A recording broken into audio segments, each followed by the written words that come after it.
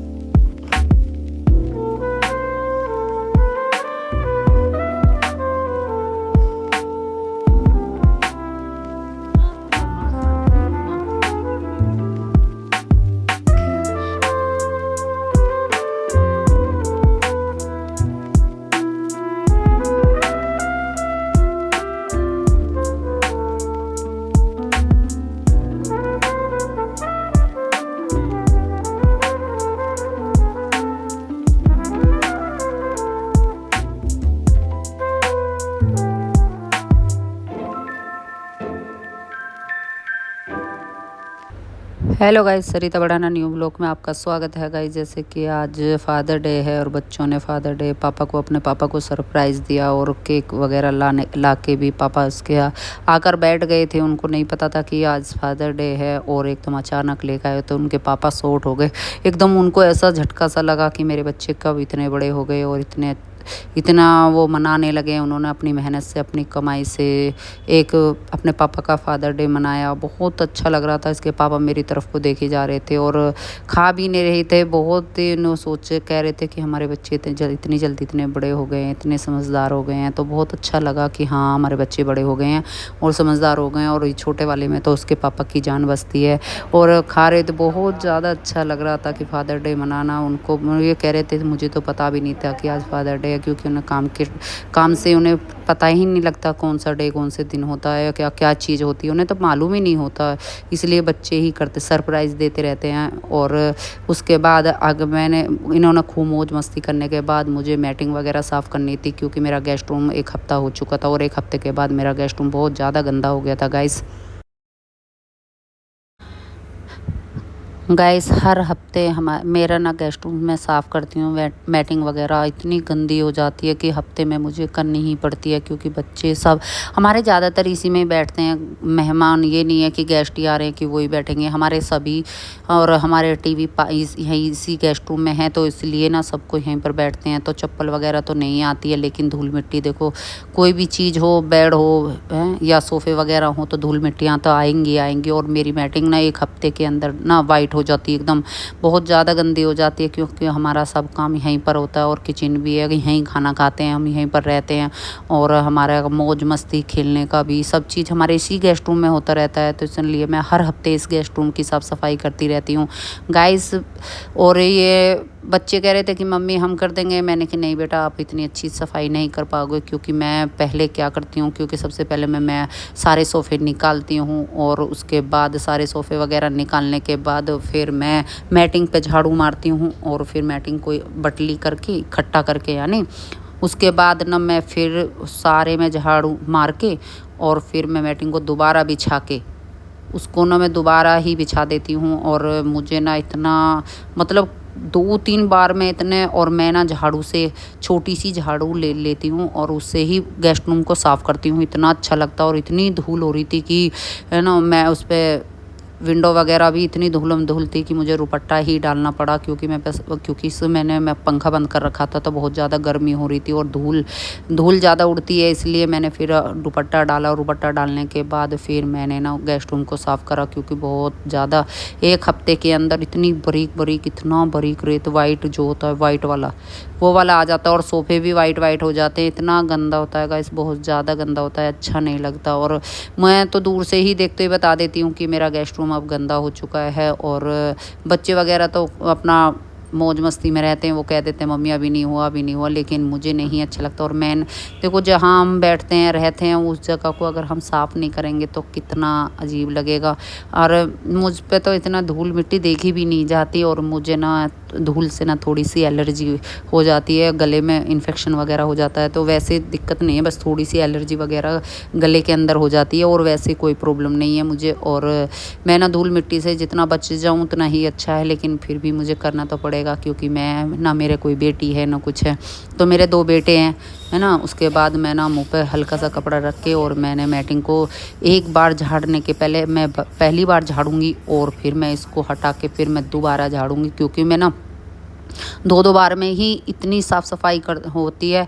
और फिर white white रह जाएगी, तो वाइट वाइट मैं बाद में देखूंगी कि मुझे क्या करना है इसका। और इसमें जितनी भी धूल और मतलब कि ये लपुचड़े जाले से जो होते हैं वो वाइट वाइट, या रुआ कुछ भी चीज़ होता है वो सब इसी में ही फंस जाता है, बच्चों पे नहीं निकलता। और मतलब कभी कभी जब मेरी मदद बच्चे कर देते तो मैं उनसे करवाती हूँ, तो वो नहीं कर पाते हैं। और गेस्ट रूम को तो मैं ही साफ़ करती हूँ, मैं कभी बच्चों से नहीं कराती गाइस। और अच्छा भी नहीं लगता कि बच्चे सभी काम करें। और देखो मैं इसको झाड़ रही हूँ, तो पहले मैंने इसको मतलब पहले साफ़ करी है, और फिर मैंने सारे में झाड़ू लगा के फिर मैंने इसको दोबारा साफ़ करा है। और इसके नीचे ना बारीक बारीक हल्का सा रेत निकला, लेकिन इतनी साफ़ हो गई कि मुझे कुछ भी करने की ज़रूरत नहीं पड़ती। और इस झाड़ू से तो इतनी अच्छी हो जाती है कि मतलब मैं शुरू से ही जब भी मैं मैटिंग वगैरह करती हूँ तो मैं ना छोटी झाड़ू ले लेती हूँ, और उससे ही मैटिंग वगैरह साफ़ करती हूँ। तो बहुत एकदम क्लीन अप हो जाता है, कि इतना साफ़ हो जाता है कि बहुत अच्छी लगती है। मैटिंग धोने की भी ज़रूरत नहीं होती, लेकिन मैं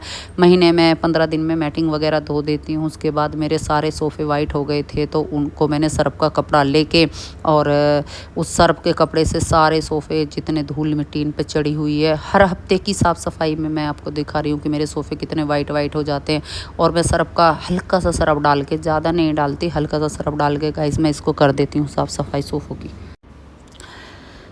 गाइस मैंने पहले छोटे वाले सोफ़े साफ़ करे हैं, और फिर मैटिंग वगैरह डालूंगी, फिर मैं बड़े वाले सोफ़े बाद में साफ़ करूंगी। और कोई ना कोई मेरे पास आता जाता रहता है, तो इसलिए मुझे टाइम नहीं मिलता। और मेरे से हर कोई सलाह लेता है कि गाइस मेरे यहाँ पे पूछते हैं कि आप इतनी साफ़ सफाई कैसे रखते हो। एक दीदी बोल रही थी कि हमारी और आपकी टैल दोनों एक साथ लगी थी, और आपकी टैलें इतनी साफ़ कैसे हैं। मैंने कि बेटा मैंने पहले भी बताया कि मैं वो दोबारा आई थी मेरे पास, और मैंने उनसे पहले भी बताया था कि बेटा मैं ना अपनी टैलों को सिर्फ वो जो दीवार की टैलें हैं उन्हें तो मैं सर्फ से ही साफ़ करती हूँ, और जो वैसी वाली टैल है मैं इनमें कुछ नहीं डालती। जैसे सब हार्पिक डालते हैं या कुछ भी चीज़ डालते हैं, मैं नहीं डालती। मैं सिंपल पानी से ही टैल वगैरह साफ़ करती हूँ। नो कह रही भाभी तुम्हारी टैलें आज भी ऐसी लगती हैं जैसे नई हो। मैंने कि हाँ बेटा ये तो है, लेकिन मैं ना थोड़ी साफ़ सफाई ज़्यादा रखती हूँ। अगर मैं बच्चों से पोछा लगवा लूँ, एक आध दिन बीच में लगा देते हैं बच्चे, मेरी मदद कर देते हैं, तो मुझे उनका पोछा भी पसंद नहीं आता। उसके बाद मैं खुद ही पोछा लगाती हूँ। और गाइस सबको मेरी ना साफ़ सफाई पूछते रहेंगे कि ये साफ़ सफाई, मुझसे कितनों ने आके पूछ लिया कि तुम ना इतना तुम्हारा घर इतना साफ़ कैसे रहता है। मुझे भी अच्छा लगता है कि मुझसे सब पूछते हैं कितना इतना घर साफ़ कैसे रहता है। और मैं ये चीज़ें मुझे इतनी पसंद आती हैं, मुझे इतना अच्छा लगता है, मुझे और इच्छा होती है कि मैं और ज़्यादा साफ़ सफाई करूँ। और मुझसे पता ना कितनों ने पूछ लिया है कि तुम्हारे घर में ना इतनी चमक कैसे है, जैसे अभी नई न्यू टैल लगी हूँ। मैंने कि भाई ये तो आप ही बता सकते हो, मुझे तो जैसा मुझसे आती है साफ़ सफाई मैं वैसी ही कर देती हूँ। और 1-2 बार नहीं, कितनी बार कोई भी आता कि कहता है कि हाँ, और ये देख लो मेरी टैल को कम समथिंग 12-13 साल हो चुके हैं लगे हुए, और आज भी ऐसी की ऐसी चमकती हैं जैसे अभी नई आई हों, और कहीं भी नहीं हो। वो कह रही है कि हमारे ना पीली पड़ गई। मैंने कि देखो एक तो ये क्रीम कलर की टैल है, और मैंने कि पीली पड़ने का तो कोई मतलब नहीं है। मुझे तो कुछ समझ में आया नहीं उन दीदी का। और कह रही कि भाभी हमारी वो बाथरूम की तो बिल्कुल ही उसमें ना एकदम वाइट वाइट दाग हो गए हैं। तो मैंने उसको समझाया कि अगर बाथरूम के ज़्यादा ही दाग हो गए हैं तो फिर आप जो ना, मैंने कि उसमें तेजाब लगा के और उसको प्लास्टिक का जूना है उससे साफ़ करके, और उस पर पहले पानी से धो देना, और फिर और तो फिर मैंने उस पर ना बाद में ना गीला कपड़ा लगाना, और फिर गीला कपड़े के बाद में ना उसमें सूखा कपड़ा लगाना। गाइस मैंने उसको इतना समझाया है, पर वो कह रही है कि भाभी मुझे लगता नहीं है इतनी ज़्यादा चमक आ जाएगी जितनी आपकी टैलों में। मेरी ना सारी टैलें आज भी सबको ऐसे लगती हैं न्यू हैं, और सब ये कहते हैं बहुत ज़्यादा साफ़ सफाई रखती है। बहुत अच्छा लगता है कि हमें आपकी टाइलें इतनी सुंदर लगती हैं, आप ना मकान को अभी ऐसा लग रहा है जैसे आपका नया बना हो। मैंने कि नहीं बेटा, हमारा मकान समथिंग 12-13 साल हो चुके हैं इसको बने हुए, और टाइल वगैरह को 12-13 साल भी ना होंगे तो 9-10-11 साल तो हमारी टाइलों को लगे हुए हो गया। और मुझसे सब आके बड़ा अच्छा लगता है, सब पूछते हैं इतनी साफ़ सफाई रहती है आपकी टाइलों की, इतनी अच्छी रहती है कि कहीं भी गंदगी नहीं होती, ना उनके पैरों में धूल चिपकती। तो मुझे भी अच्छा लगता है गाइस। और ये चीज़ें ना अगर कोई तारीफ़ करे तो बहुत ही अच्छा है। उसके बाद मैं फिर बड़े वाले सोफ़े साफ़ करके और इनको लगा दूँगी। गाय जो होता है धूल मिट्टी हल्की मल्की धूल वूल रहती है उसको भी साफ़ कर देती हूँ, वो बहुत ही प्यारी हो जाती है और इतनी ज़्यादा जल्दी जल्दी धोने की ज़रूरत भी नहीं पड़ती। उसके बाद फिर मैं बड़े वाले सोफ़े साफ़ कर रही हूँ गाइस, क्योंकि बड़े वाले सोफ़े बाद में लगाऊंगी। मैटिंग और मेज़ मैंने लगा दी है ये साइडों में बड़े वाले सोफ़े हैं और ये इतने भारी हैं कि मुझसे अकेले से तो उठते भी नहीं हैं। तो मैं ना, छोटा वाला बेटा मेरा है वही मेरी वीडियो बना रहा है, तो मैं उसकी मदद ले रही हूँ। और उसकी थोड़ी सी हल्की सी तबीयत ख़राब है, तो वो कह रहा है कि मम्मी आज मेरा तो बिल्कुल भी मन नहीं है। मैंने बेटा बस तुम सोफ़े उठवा देना, और उसने मेरी मेज़ भी उठवा के रखवाई है। मेज़ बहुत भारी है ये। तो उसके बाद मैं सोफ़े वगैरह लगा के मैं आपको दिखाऊंगी गाइस कितना अच्छा लगता है। गेस्ट रूम बहुत ही प्यारा हो जाता है, इतना मन लगता है कि हमारे हमारे हर रूम में से मैं एक तो मेरा बेडरूम जो है वो अच्छा लगता है मुझे सबसे ज़्यादा अपना, और एक ये गेस्ट रूम है मुझे इतना प्यारा लगता है। अगर मैं इसके पर्दे वगैरह खोल दूँ तो बहुत ही इतना मन लगता है, कितना अच्छा लगता है बहुत ज़्यादा।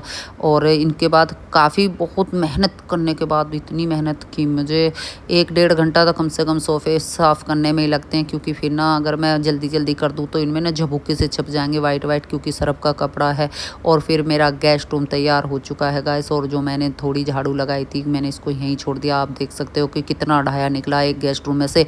एक हफ्ते के बाद फिर मेरे जो फ्लावर हैं, ये फूल रखे हुए हैं, इनको मैं साफ़ करूँगी, गमले वगैरह।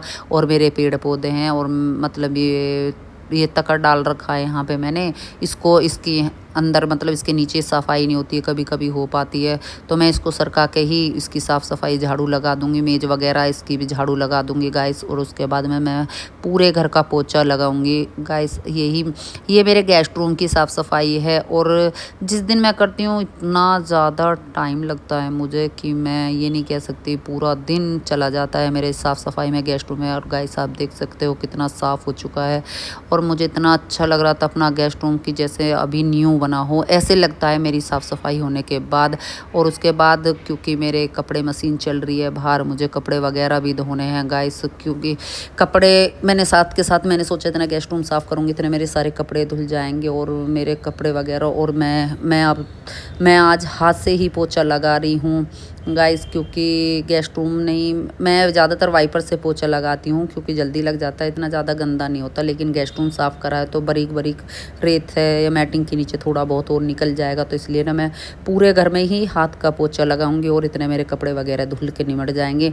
और मैं बेटे से बीच बीच में बोल रही हूँ, बेटा मशीन बोल जाएगी तो कपड़े निकालिए। और कपड़े मैंने अलग अलग छाँट के रख रखे हैं गाइस, क्योंकि जो कपड़े मुझे धुलने पहले वाइट धोती हूँ, फिर उसके बाद दूसरे वैसे हल्के वाले कॉटन वाले मतलब कलरफुल, और उसके बाद में जो जीन्स वगैरह उनको बाद में डालूंगी, तो मैं अलग अलग निकाल के रख देती हूँ। और गाइस बाद में मुझे ना सारी चीज़ें, और मेरा पूरा दिन ही जाएगा आज इस काम को करते करते। और मुझे इतना ज़्यादा थकान हो जाती है कि मैं ना, फिर मुझे ना इतना पता भी ये नहीं होता कि मैं क्या कर चुकी हूँ। और कपड़े इतने ज़्यादा हो रहे थे, बहुत ज़्यादा। और गाइस ये मेरे कपड़े धुल चुके हैं, और मैं मशीन को कपड़े वगैरह धोने के बाद मैं इतनी थक चुकी थी कि मैं वीडियो वगैरह आगे बना नहीं पाई, बस कपड़े सुखाने की ही बना पाई हूँ गाइस। अगर मेरा वीडियो अच्छा लगा हो तो मुझे लाइक करें, कमेंट करें और ज़्यादा से ज़्यादा शेयर करें। Bye bye.